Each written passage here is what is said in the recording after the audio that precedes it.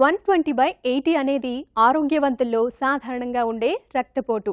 నేడు చాలా మందిలో ఈ నిష్పత్తి అసాధారణంగా పెరుగుతోంది. ఇందుకు కారణాలు స్పష్టంగా తెలియవని చెబుతున్నారు డాక్టర్లు. జన్యుపరమైన అంశాలు మొదలుకొని గజిబిజి జీవనశైలి, వ్యక్తిగత అలవాట్లు హై బీపీని తెచ్చిపెడుతున్నాయని వైద్య నిపుణులు చెబుతున్నారు. అవేంటో ఇప్పుడు తెలుసుకుందాం.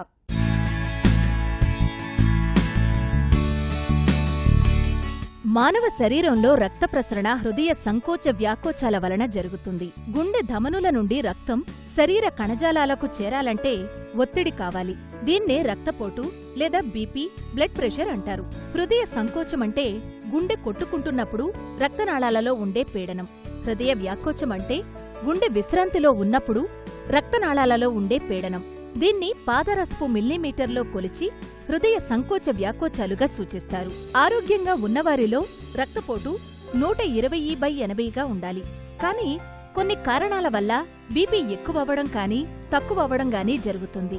రెండింటిలో ఏదైనా ఆరోగ్యానికి మంచిది కాదు. ప్రపంచ ఆరోగ్య సంస్థ తెలిపిన ప్రకారం హృదయ సంకోచం 160 mmHg కంటే అధికంగా ఉండి 95 mmHg కంటే అధికంగా ఉన్నప్పుడు అధిక రక్తపోటుగా గుర్తిస్తాము. ఒక శరీరానికి ఒక బీపీ ఉంటుంది, దానికి ఒక రేంజ్ ఉంటుంది. మామూలుగా ఒక నంబర్ ఉంటుంది, ఏంటి 140/90. ఈ 140/90 కంటే రక్తపోటు దాటినట్లయితే దాన్ని అధిక బీపీ, అధిక రక్తపోటు అంటాం. దానికంటే తక్కువ ఉంటే నార్మల్ బీపీ అంటాం. ఇప్పుడు 120 నుండి 140 దాకా ఇది మధ్యస్థం, అటు ఇటు కాని రేంజ్. 120 కంటే తక్కువ ఉంటే అధిక రక్తపోటు లేదు, 140 కంటే ఎక్కువ ఉంటే అధిక రక్తపోటు ఉంది.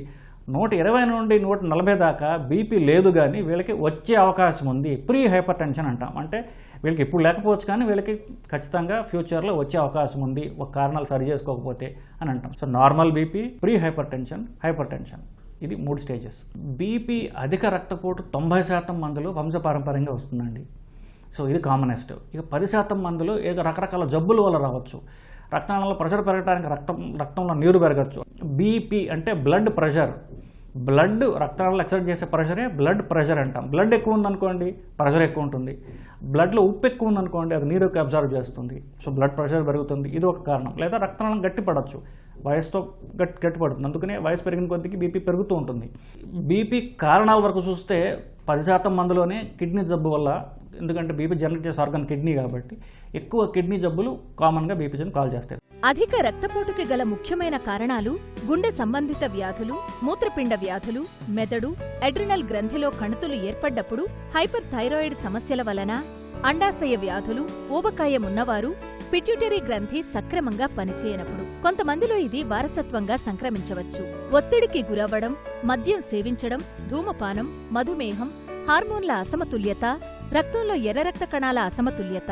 మన దేశంలో 25% పురుషులు, 24% స్త్రీలు ఈ సమస్యతో బాధపడుతున్నారు. ఈ సమస్య 20 నుండి 30 సంవత్సరాల వయస్సు వారిలో 13.6% ఉంది. సాధారణ శరీర పరిమాణాలతో ఉన్నవారిలో ఈ సమస్య వచ్చే అవకాశం 26% ఉండగా, ఊబకాయం ఉన్నవారిలో 48% ఉంది. బీపీ ఉన్న రోగులకి మనం చేసే అతి మంచి పని ఏంటంటే బీపీ పరీక్ష చేయడం. బీపీ మిషన్లు చాలా ఉన్నాయి, ఇప్పుడు ఎలక్ట్రానిక్ మిషన్లు కూడా వచ్చాయి, ఇంట్లో ఎవరైనా చూసుకోవచ్చు. సో బీపీ పరీక్ష చేసుకోవడం ద్వారా బీపీని మనం నిర్ధారించవచ్చు. మనం ఇంట్లో పీరియాడికల్గా వారానికి ఒకసారి, 10 రోజులకు ఒకసారి బీపీ పరీక్ష చేసుకుంటేనే బీపీ కంట్రోల్లో ఉందని తెలుస్తుంది. పరీక్ష చేసుకోకపోతే టాబ్లెట్లు వేసుకున్నా కంట్రోల్లో ఉందని మనకు తెలియదు. చిన్నపిల్లల్లో వచ్చిందనుకోండి, జబ్బు ద్వారా వచ్చిందని పరీక్షలు చేసి నిర్ధారించి ఆ పర్టికులర్ జబ్బు తగ్గించుకుంటే బీపీ తగ్గిపోతుంది, కాదంటలే. కానీ 90% మందిలో ఏవైతే వంశపారంపర్యంగా వస్తుందో మందులు తప్ప వేరే మార్గం లేదు చాలా వరకు. ఈ 90%లో చాలామంది అధిక బరువు, ఊబకాయం, ఒబేసిటీ ఉండడం వల్ల బీపీ పెరుగుతుంది. సో మీకు బరువు తగ్గితే రక్తపోటు తగ్గుతుంది. అది డైరెక్ట్గా ఉంటుంది. 1 కిలో తగ్గితే 2 నుండి 3 mmHg బీపీ తగ్గుతుంది, మెర్క్యూరీ. అంత డైరెక్ట్గా ఉంటుంది. మీరు బరువు తగ్గండి, బీపీ తగ్గుతుంది. ఎక్సర్సైజ్ అనేటటువంటిది ఒక major life style modification. Exercise చేయడం ద్వారా బీపీని మనం ఖచ్చితంగా కంట్రోల్లో పెట్టుకోవచ్చు. అలాగే ఎక్సర్సైజ్ చేయడం ద్వారా బరువు తగ్గుతుంది. బరువు తగ్గితే మళ్ళీ బీపీ కూడా తగ్గుతుంది. సిగరెట్ స్మోకింగ్ వల్ల సిగరెట్లు స్మోక్లో ఉన్నటువంటి కార్బన్ మోనాక్సైడ్, అలాగే టార్, ఎస్పెషల్లీ కార్బన్ మోనాక్సైడ్ వల్ల రక్తనాళాలు కుచించుకుపోతాయి. సో అది రక్తనాళ సైజ్ తగ్గిందనుకోండి, దాని లోపల ప్రెషర్ పెరుగుతుంది, సో రక్తపోటు పెరుగుతుంది. ఇట్లా లైఫ్ స్టైల్ మోడిఫికేషన్, ఎక్సర్సైజ్ చేసి బరువు తగ్గించుకోవడం, ఇవి లైఫ్ స్టైల్ మోడిఫికేషన్స్ చేయడం ద్వారా ట్యాబ్లెట్ల మీద మనం ఆధారపడకుండా బీపీని మనం తగ్గించుకోగలం. మామూలుగా కొన్నిసార్లు ఎటువంటి లక్షణాలు కనబడకుండానే రక్తపోటు అధికమైపోతుంది. కాని కొంతమందిలో తలనొప్పి, అలసట, కళ్ళు తిరగడం, చూపు మందగించడం, మతిమరుపు, ఊపిరి తీసుకోవడంలో సమస్యలు, ఛాతీలో నొప్పి, జీర్ణ వ్యవస్థలో సమస్యల్లాంటివి కనిపిస్తాయి. అధిక రక్తపోటుతో బాధపడేవారు ఆహార నియమాలపై శ్రద్ధ వహిస్తే వ్యాధి వలన కలిగే అనర్థాలను అదుపు చేసుకోవచ్చు. ఆహారం ద్వారా శరీరానికి లభించే క్యాలరీలను తగ్గించుకోవాలి. సోడియం లభించే పదార్థాలను చాలా వరకు తగ్గించుకోవాలి. ఎందుకంటే సోడియం వల్ల రక్తపోటు ఇంకా అధికమయ్యే అవకాశాలున్నాయి.